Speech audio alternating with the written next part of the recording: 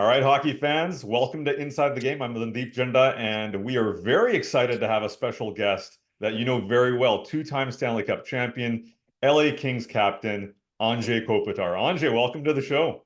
Thank you. Thanks for having me on.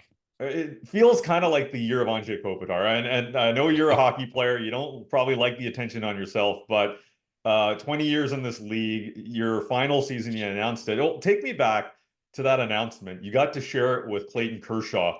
What did that mean to you? And what has this year felt like? Does it feel different? Well, yeah. First and foremost, we did not plan it to announce it on the same day. That was completely random, and I guess it took the heat a little bit off the both of us, which was kind of cool. But it's something that I think we'll both remember. Obviously for the rest of our lives, and yeah, I mean, it was a special day. Obviously a big announcement. I'm a hockey player through and through, and to I guess make that decision is it wasn't an easy one. Certainly wasn't something that I took lightly, but after you take everything into consideration, with family time, with kids growing older, it was the right thing. And this year it hasn't been really much different. Obviously, I think a little bit more recognition, yes, sure, but for myself or my point of view, trying to get ready for the games is as good as I can. Same routine as I had for 19 years prior to that. So just trying to win game, but at the same time, I do want to take it all in and enjoy it as much as I can. So my buddy from Sportsnet, Elliot Friedman, had a report that you're taking some extra sticks on the road these days. Can you confirm or deny that? Are you doing things a little differently when it comes to maybe some of those road trips? Uh, Again, from like my preparation standpoint of view, nothing's different. But yeah, there's some guys around the league that wanted some signed sticks, so our trainers do a good job and grab a few extra on road trips. So if requests does come in, I'll sign it for guys for sure. That's awesome. You've been one of those players that has been able to stick with a team throughout your entire career. You got drafted by the LA Kings in 2005. You made the switch over to North America very early in your career.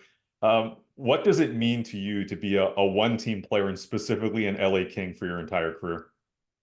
Yeah, I mean, I've been obviously extremely happy and fortunate to stuck with the Kings. I guess on the flip side, you got to be doing something right, so they want you for this amount of time. But yeah, I mean, I just always felt really good here. I mean, there was not one time that I ever think about putting a different jersey on, and like I said, fortunate enough to win here, to have some obviously some really good teams.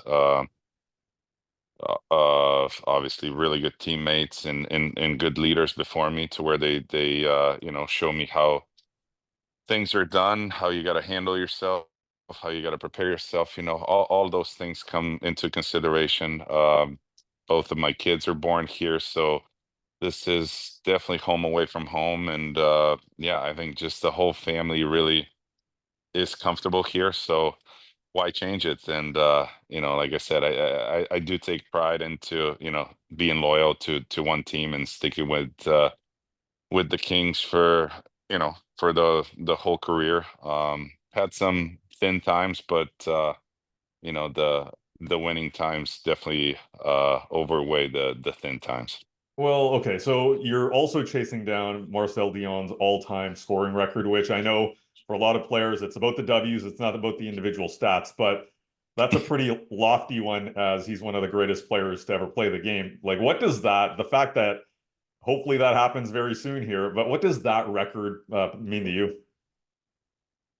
Honestly, I haven't really thought about it too much. Trying to stay away from that thinking. You just go prepare, you play. Obviously, the start as a team wasn't the way we wanted it. Lately, we've hit the strides the way we wanted to. And I think if we just continue playing like that, hopefully sooner rather than later it'll come, and we can put that behind me, and didn't really give it too much thought. I think that's one of those things where I think it's gonna set in once it happens, or even further down the road, when you have a little bit of time to look back and reminisce a little bit, and just enjoy it a lot more once it's all said and done.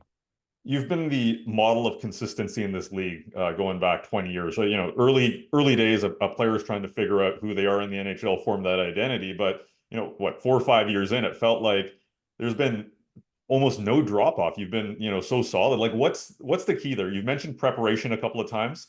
Is that the key, or do you look at another aspect that has really given you that consistency? Uh, it's hard to pinpoint just to one thing, really. Yeah, you got to prepare the best you can. There's certainly a little bit of luck involved, and a lot of credit just goes to my teammates too. I formed good friendships, good relationships, and I guess more importantly, good chemistry on the ice. With Dustin Brown early on, and Justin Williams, and Jeff Carter, and now Kempe and Byfield. I mean, you have to have some chemistry going to where it allows you to be, I guess, as consistent as I have been over the course of years. So I did want to hit you up on a couple other things as well, because the love of hockey and watching you play over the years, it's been a pleasure, and hopefully we have a long run to cover you this year as well. But I had a friend of yours on the show last year, Zak Brown. He's the CEO of McLaren, as you know. But for our fans that might be hardcore hockey fans and not in the F1 world, his team's doing really well right now. You were on Drive to Survive last year as well, if I'm not mistaken. And Yeah. first of all, like, how did that friendship begin with you and Zak? Because it's, an LA guy through and through. He's now spending time in London, but a kid from Slovenia. Like, how does that happen? Um, well, I, I got to say that I was a big fan of McLaren growing up, and we're going back into, Hakkinen Coulthard year, which would be late 90s. And back then, majority of the races were in Europe, and it's almost like a family tradition. You'd have your Sunday meal, and then you'd sit down and watch F1 races.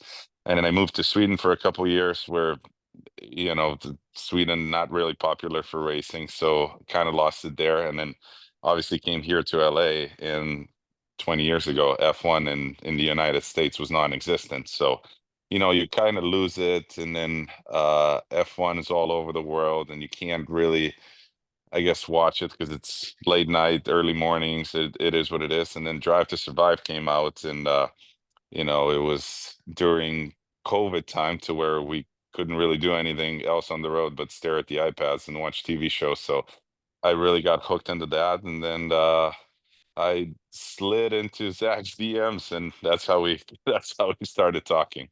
Well, it seems to be a popular thing, because the reason I got that interview was because I DM'd him on Instagram as well. So Zach, Yeah, he seems yeah. a very nice guy, and it's great to hear about that, because he was at a Kings game very recently here. I know he drops in whenever he's in town, and you've been able to hit some of those races as well. Wanted to get your thoughts, since you're a hardcore McLaren guy.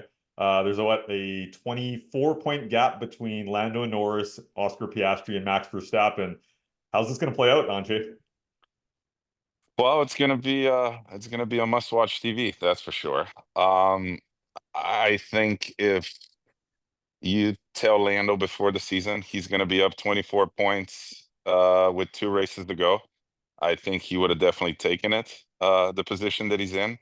Oscar's been solid and still has a chance to win a championship, and then arguably the best driver on the grid right now in Max. So it's going to be fun. I think it's going to be electric, and I'm making sure that I'm going to tune in and see what's up. Yeah, there's two final races to go, and I remember when we had Zach on last year, he was excited about the constructors. This would be they've ran away with the constructors, and it's down to the drivers' championship. All right, before I let you go, I wanted to hit you up with a couple of rapid fire questions, just to get a sense of, maybe some things we don't know about you that you might be able to delve in and let us know. If you weren't a hockey player, what would Anze Kopitar be? Oh, uh, Hard to imagine, but I figure I'd be involved in sports somehow, so some way. All right. Who is your favorite all-time athlete? Um, wow. I'm gonna go with Tom Brady. Okay, very nice. Toughest one-on-one matchup in your career. Could be a center, could be a defenseman. Uh, I mean, going back a few years, I gotta say Jonathan Taves. Okay, got Yeah. it. Yeah, he was an absolute force, two-way force back in the day. Yeah, I mean, we had those battles with Chicago, that they were winning, we were winning, and those matchups were tough. All right. Favorite road city? Montreal. Montreal. All right. There was no Yeah. hesitation on that one. No, that's yeah, I mean, it's just the obviously hockey town, buzz around the city, great city itself, and yeah, it's always fun to play in the Bell Center. All right. And the final one as well. Favorite F1 driver of all time? Uh Mika Hakkinen. There we go. Yeah. Anze, that's awesome. Thank you very much for taking out your time. Congratulations on a fantastic career. It's not over, but we've got some time to enjoy to see you playing hockey. So I want to thank you for taking out your time and best of luck ahead as well. Thank you very much. There he is, Anze Kopitar, captain of the LA Kings on Hockey Night in Canada. Punjabi, you can catch the LA Kings take on the Vancouver Canucks this weekend on Hockey Night in Canada. Punjabi, like, comment, and subscribe. We'll catch you next time.